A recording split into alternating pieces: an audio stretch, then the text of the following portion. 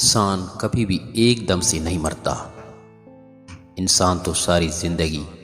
تھوڑا تھوڑا مرتا رہتا ہے، کبھی کسی اپنے پیارے کے چھوڑ کر چلے جانے کی وجہ سے، کبھی کسی جان سے بھی پیارے سے دھوکہ کھانے کی وجہ سے، کبھی آنکھوں کی ٹھنڈک جیسے لوگوں کے دنیا چھوڑ جانے کی وجہ سے، کبھی خوابوں کے چکنا چور ہو جانے کی وجہ سے، کبھی بے وقت ذمہ داریاں اٹھانے کی وجہ سے،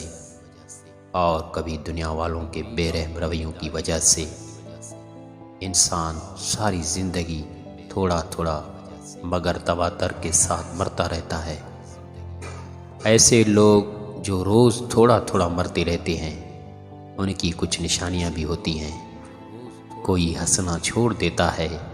کوئی لوگوں سے ملنا جلنا چھوڑ دیتا ہے، کوئی موسیقی سننا چھوڑ دیتا ہے،